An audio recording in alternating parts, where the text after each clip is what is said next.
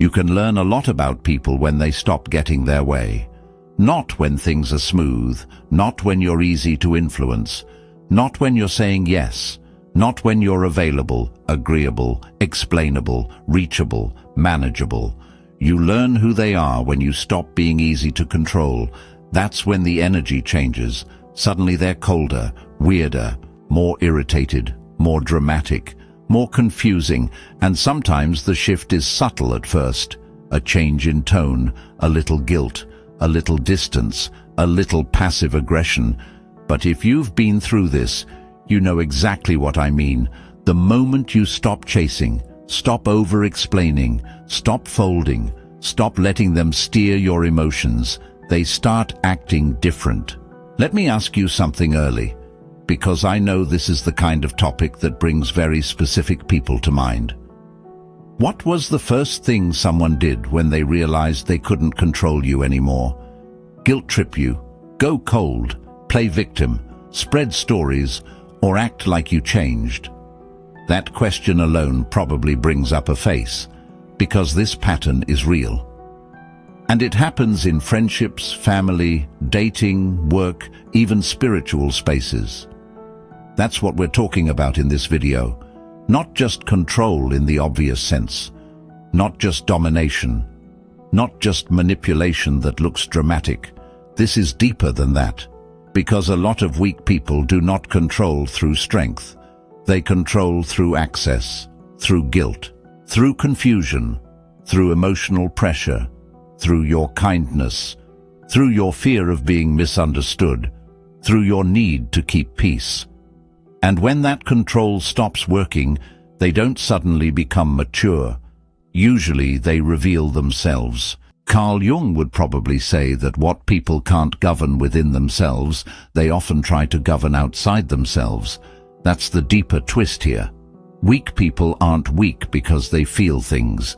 They're weak because they cannot regulate their own insecurity, fear, or ego without trying to manage someone else. So when they can't control you, their inner instability has nowhere to hide, and that's when the shadow comes out. So let's go straight into it. 1. They start guilt-tripping you when direct control stops working. This is usually one of the first things weak people do. If they can't control your decisions directly, they try to control your emotions, and guilt is one of the easiest tools for that. Suddenly it's, "Wow, you've changed. I guess I just don't matter to you anymore. Must be nice. After everything I did for you. I wasn't expecting this from you. I just thought you were different." Notice what's happening there. They're not responding to your boundary. They're trying to make your boundary feel morally wrong. That's the strategy. Because if they can make you feel selfish, cold, disloyal, ungrateful, or cruel, there's a good chance you'll start over-explaining and moving back toward the old pattern. That's why guilt works so well on empathetic people, especially people who don't like hurting others. People who want to be fair. People who naturally question themselves. Weak people know that. Maybe not consciously every time, but emotionally they know it. So when they lose control, they don't always argue with your decision. They attach pain to it. They make your freedom feel expensive. Jung might say this is the shadow using moral language. The person doesn't want to admit, "I hate that I'm losing influence over you." So instead it becomes, "You're hurting me. You're abandoning me. You're not who I thought you were." And yes, sometimes people genuinely feel hurt. But there's a difference between honest hurt and strategic guilt. Honest hurt tells the truth without trying to trap you. Strategic guilt tries to make your self-respect feel like betrayal. That's why this is one of the biggest signs that someone was relying on control more than connection, because the moment they can't move you, they try to burden you. 2. They go cold to punish you for having boundaries. This one is common because it looks less obvious. They may not yell. They may not argue. They may not even say much. They just go cold. Short replies, flat tone, strange distance, no warmth, no ease. and you can feel the punishment in it. That's because weak people often use withdrawal as emotional leverage. If they can't control your choices, they try to control the atmosphere. They create tension, silence, discomfort. And the hope is that you'll feel it strongly enough to come back and repair something you didn't actually break. This is how a lot of people maintain power without looking openly controlling. They make disobedience feel lonely. If you don't do what they want, you don't get ease, you don't get softness, you don't get emotional safety. Now the room feels colder, the relationship feels stranger. And if you're used to carrying emotional harmony, you'll be tempted to fix it. That's the trap. Because now you're not responding to truth. You're responding to discomfort they created on purpose. Jung would probably see this as passive shadow behavior. The person cannot directly own their anger, fear, or loss of control. So instead of saying, "I'm upset that I can't manage you the way I used to," they create an emotional climate that says it for them. Coldness is often unspoken punishment. And once you really see it, you stop confusing it with mystery. It's not mystery, it's a pressure tactic. And weak people love pressure tactics because they don't require courage. They don't require honesty. They just require you to be more uncomfortable than they are. 3. They start rewriting you as the problem. This is where things often get darker. When weak people can't control you anymore, they often can't tolerate your clarity either. Because your clarity exposes something. It exposes that the old dynamic was unhealthy, that they were benefiting from your confusion, that your compliance was doing a lot of hidden work. So instead of sitting with that truth, they rewrite the story. Now you're difficult, cold, arrogant, distant, disrespectful, too sensitive, too selfish, too proud. Notice how quickly this happens. The same boundary that would be called strength in them becomes attitude in you. The same silence that would be called peace in them becomes coldness in you. Why? Because they need a version of you that makes their reaction feel justified. This is one of the oldest defenses in the world. If they can't control your behavior, they attack your character. Now they don't have to admit they lost access. They don't have to admit they were too dependent on influence. They don't have to admit they're reacting badly. They just turn you into the villain. Jung would call this projection. They cannot tolerate what your boundary reveals in them, so they place the problem onto you. That's why people often seem most committed to misunderstanding you right after you become more self-respecting. Your self-respect is threatening their old story, so they create a new one, and if you're not careful, you'll waste a lot of energy trying to correct a narrative that was never created in good faith. Sometimes, the moment someone loses control over you is the exact moment they start losing fairness toward you too. That's why clarity matters. Because once the rewriting starts, you need to know what you're looking at, not truth, defense. 4. They recruit other people when they can't reach you directly. This is classic weak behavior. When direct access stops working, they go indirect. Now suddenly other people are involved. Mutual friends, family members, co-workers, anyone who can help carry the emotional pressure back to you. Maybe it's subtle. Maybe they tell their version of the story first. Maybe they frame themselves as hurt and confused. Maybe they plant doubt. Maybe they make little comments that make you look unstable, harsh, changed, or unreasonable. Why do weak people do this? Because if they can't control you one-on-one, they try to control the social field around you. Now it's not just them reacting. Now the room starts feeling different. Now other people are looking at you through the version they've already been handed. This is how weak people try to regain power. Not by becoming honest, by building backup. Jung would probably say this is the collective shadow at work.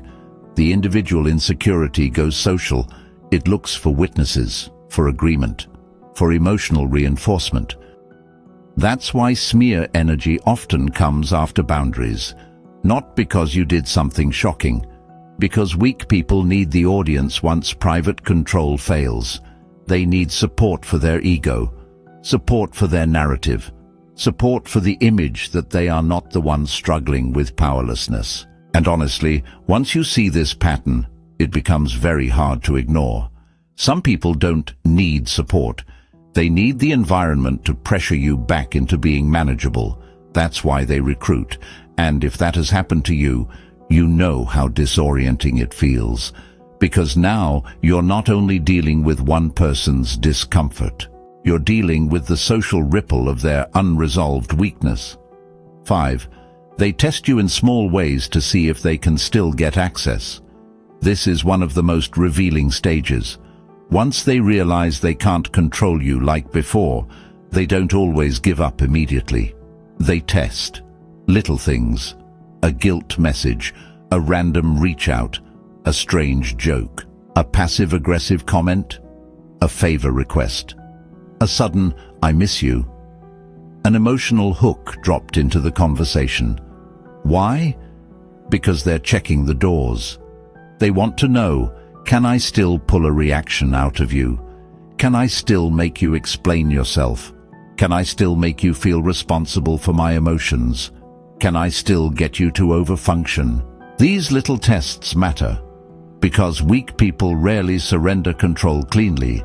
They probe for weak spots, and if you respond the old way, long explanation, immediate reassurance, emotional overextension, they know the old structure is still available. Jung would probably say that unconscious patterns fight for survival. They don't just disappear because you got insight once. The dynamic will test whether your new boundary is real. That's why these little moments are so important. They're not random, they're informational. Every weak person who loses influence over you eventually wants to know one thing: do I still have a button? And if you've ever been in this situation, you know how strange the behavior can look from the outside. Because sometimes it's not dramatic enough to call out, but you can feel that it's not clean. That's because it isn't. It's not connection, it's testing. And once you know that, you stop answering every little move like it deserves innocence. Sometimes it deserves observation first. 6. They play the victim to regain moral control. This is probably one of the strongest weapons weak people use. If they can't control you through affection, guilt, confusion, or coldness, they may shift into victimhood. Now they're the one who was blindsided, the one who got hurt, the one who just never expected this, the one who was only trying to care, the one who doesn't understand why you became so harsh, so distant, so hard.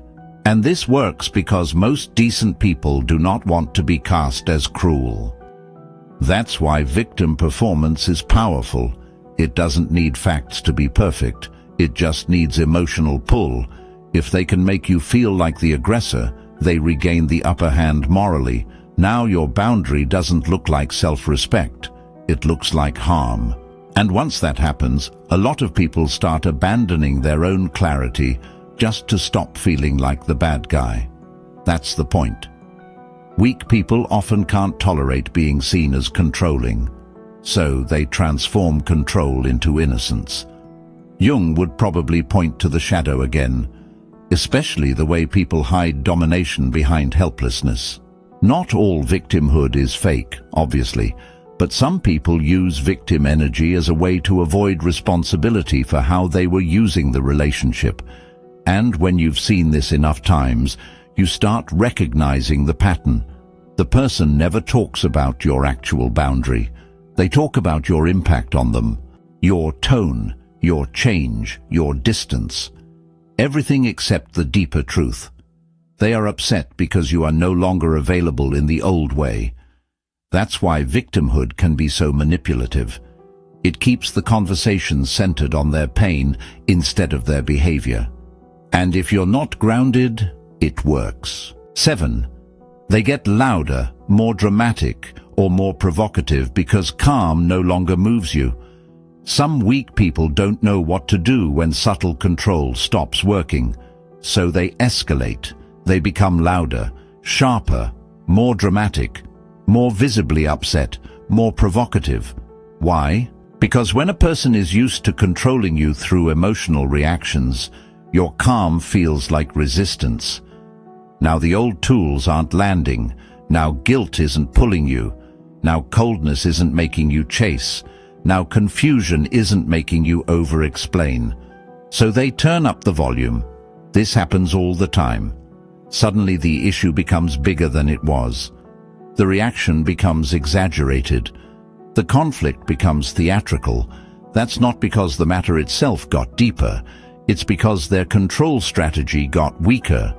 And weak people often confuse intensity with effectiveness. If they can't move you quietly, they try to move you loudly. Jung would probably say that when the unconscious loses its usual route, it often erupts more forcefully. That's what escalation is, an eruption. The person's inner instability is no longer being absorbed by you, so it gets expressed more openly. And ironically, this is where people often reveal themselves most clearly. Because calm has a way of exposing what chaos was trying to hide. If someone becomes much more dramatic the moment you stop reacting the old way, pay attention. You are not watching passion. You are often watching powerlessness panic. 8. They mock your boundaries because they can't dominate them. This is another one that shows up a lot. When weak people can't control you, they often start mocking the very thing that stopped them. Your standards, your healing, your boundaries, your silence, your energy, your self-respect. They'll say things like, "You think you're better now. You're too serious. You've become impossible. You're acting brand new. You're doing too much. Everything is a boundary now." What are they doing? They're trying to make your growth look ridiculous. Because if they can make it look ridiculous, they don't have to admit it's powerful. This is very shadow-driven. They feel blocked by your clarity, but instead of respecting it, they belittle it. That way they can preserve their ego. Jung would say, this is what happens when a person cannot integrate what they're seeing. If your self-respect makes them feel small, they may degrade your self-respect instead of developing more of their own. That's why mockery is so common. Mockery is weak control. It's what people use when they can't overcome something honestly. And once you really understand that, the comments start sounding different. You stop hearing, "You changed," and start hearing, "I lost access." You stop hearing, "You're too much," and start hearing, "I can't move you the same way anymore." That translation helps, because otherwise weak people can make your strength sound like a flaw if you listen too long. 9. They become obsessed with your reaction, because your reaction used to be their proof of influence. This one is huge. A lot of weak people don't just want access. They want evidence that they still matter in your emotional world. That's why your reaction becomes so important to them. They want to know, can I still upset you? Can I still hook you? Can I still make you explain? Can I still make you feel small? Can I still make you turn away from yourself and back toward me? That's why some people seem almost fixated on provoking you, not because they're powerful, because they're uncertain. Your reaction used to reassure them that they still had influence. And when that reaction disappears, they feel it like a loss. Jung might say that people who lack inner authority often borrow significance from the effect they have on others. So if they can't feel solid inside themselves, making you react becomes a way to feel real, strong, relevant. That's why stopping your reaction changes everything. Now they don't have the mirror they were using. Now they can't measure their impact the same way. Now they're left with themselves. And weak people often hate that moment, because themselves is exactly what they were trying to avoid. So if someone keeps trying to pull emotion out of you after you've clearly shifted, don't miss what that really means. It often means your reaction mattered more to them than your actual well-being ever did. That's painful, but very clarifying. 10. The real reason they can't control you anymore is that you stopped cooperating with the illusion. At the deepest level, this is what's happening. Weak people can only control you for as long as you cooperate with the illusion. The illusion that their emotions are your job. The illusion that their approval defines your worth. The illusion that your boundaries need their permission. The illusion that every misunderstanding must be corrected. The illusion that peace must be purchased with self-abandonment. When you stop cooperating with that, control starts collapsing. And they feel it immediately. That's why the behavior changes so fast. Because the old system was being held together by your participation. You were over-explaining, over-carrying, over-giving, over-soothing, over-fixing, over-responding. And once you stop doing that, the illusion can't survive on its own. Now, the relationship has to run on truth, on mutuality, on respect, on adult self-regulation. And weak people often don't know how to do that. Jung would probably say, this is the beginning of real individuation. You stop living from unconscious agreements. You stop performing the role that made others comfortable. You stop confusing love with over-functioning. And because of that, the weak person is forced into one of two paths: grow or reveal themselves. A lot of people choose the second. That's why the shift can feel so sharp. Not because you became cruel, because you became conscious, and consciousness is a threat to every relationship that depended on confusion. So what do weak people do when they can't control you? They guilt-trip you, go cold, rewrite you as the problem, recruit other people, test your boundaries, play the victim, escalate the drama, mock your growth, obsess over your reaction, and usually reveal more of themselves than they ever intended to. That's the deeper truth. When control stops working, character starts showing. And if you're in that season right now, where people are acting different because you've stopped over-explaining, over-chasing, over-carrying, over-adjusting, don't panic. Observe.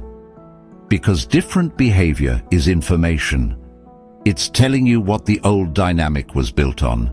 It's telling you who needed your confusion more than your connection. It's telling you who felt safe only when you were easier to move.